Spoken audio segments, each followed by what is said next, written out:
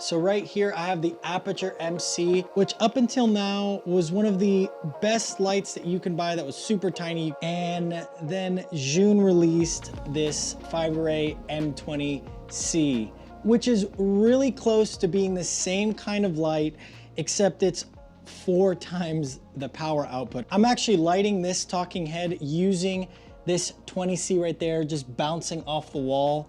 And it's extremely portable, super easy to use.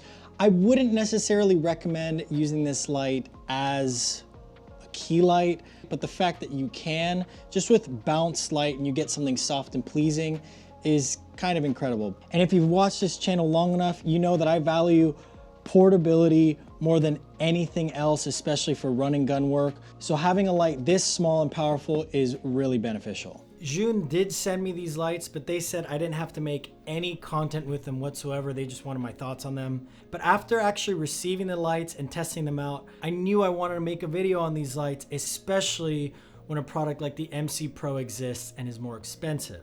So I wasn't obligated to make this video or even say anything because they didn't even tell me to make it. So all of the opinions are my own. Hope you enjoy. The Zhiyun M20c is a 20-watt micro light that you're able to adjust the color temperatures. It has all these different special effects, but the main selling feature for me, apart from the fact that it is extremely tiny, is the fact that it is also RGB. In my opinion, this is really useful because all I have to do is just grab this light, take one of these Zhiyun poles that's extendable, extend it, and then just put it behind me. Now I just have this rim light behind me and I can just pop it up and add some color whenever I want. Super easy and battery powered. And this is actually really crazy because without these lights turned on, it's pretty dark in this room, but with one of these small lights bouncing off the wall and giving me some color in the back, you can get a pretty nice image. And that's kind of wild with how small and affordable these lights are.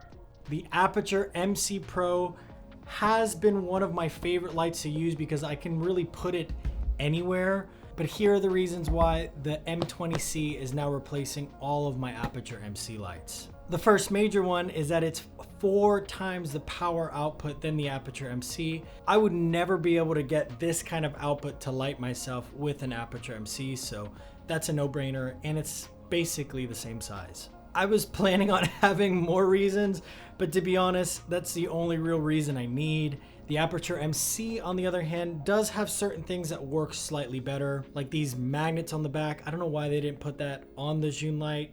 I really wish they did. And the onboard interface as well as the app is just much better altogether. I've spoke to Zhiyun about their app and have constantly been asking them to update it and make it more like this company. The MC Pro does come with its own case, and I really enjoy this magnetized ball head. But really, other than that, there's not much that's better about the Aperture MC Pro than the M20C. I almost forgot, there's one thing that this has more of than the M20C, and that is its retail price.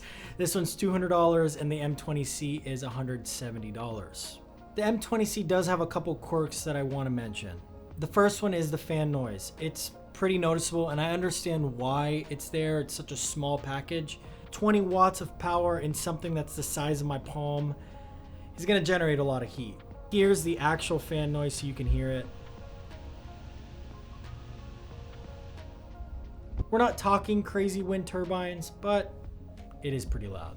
The second quirk is the odd case that it needs to be in for it to be usable in most case scenarios. It's not the end of the world, but I don't understand why they couldn't integrate these things directly onto the light. The light itself doesn't have a 1/4-20 screw, and this case, in my opinion, adds unnecessary size with all the cold shoe mounts all over it. I don't know why I would ever need that, but I guess some people might want to mount a mic on their light for some reason, but for me, that was a odd design choice. Other than that, I can't really find too many quirks. Keep in mind, I've only used this light for a week, so I haven't stress tested it. I haven't done battery life tests. I haven't even taken it out on a real production. So take my opinions with a grain of salt. But with all the testing that I have done, I am really pleased with this light and I do believe it's worth the money. There's not that much else to say here. These lights are going to be replacing all of my Aperture MC lights. Links for these products will be down in the description. It does help out the channel when you do purchase them using the links, so it's greatly appreciated. But on this channel, I'll never recommend something that I wouldn't purchase myself personally. Links for the LUTs I use will also be in the description. If you enjoyed this video, make sure you like it and subscribe to stay notified for future content. That's all for this one, and I'll see you in the next video.